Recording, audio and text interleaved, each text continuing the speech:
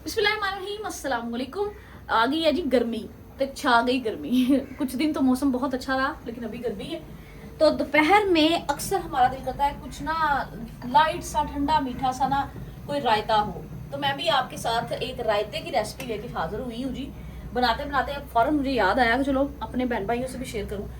मेरे पास फ्रेश धनिया और पुदीना नहीं था, तो मैंने उनकी क्यूब्स जो बना के फ्रिज में रखी हुई थी, मैंने वही इस्तेमाल की है। इसको हम पलट देंगे। एक कटोरी मैंने घर का बना हुआ दही है जी ली है, ठीक है जी। इसके अंदर डालेंगे हम शहद, मैक्सिमम 1 चम्मच हो। ये मैं बाजारी यूज़ कर रही हूँ। आप चाहे तो अगर आपके पास खालस देसी है तो आप वो भी यूज़ कर सकते हैं। उसकी तो क्या ही बात है।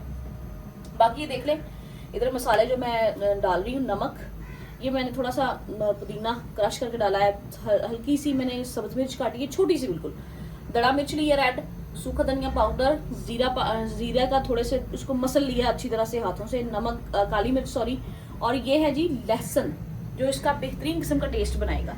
लहसुन को मैंने क्रश कर लिया है बारीक बारीक। ये सारे मसाले जाएंगे जी इसमें।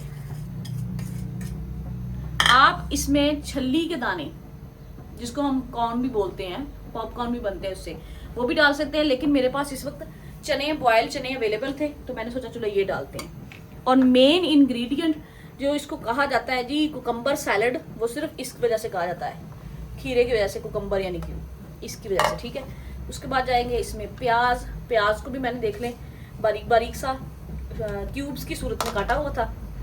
और एक जाएगा लेमन का रस। इसके बीज मैंने निकाल लिए थे पहले ही, तो इसको अब हम इसमें निचोड़ेंगे। नमक और हर चीज़ मैंने आपके सामने डाल दी है। इसको मिक्स करें और एंजॉय करें। एक बार ब्रेक लाऊंगा, मिक्स करें।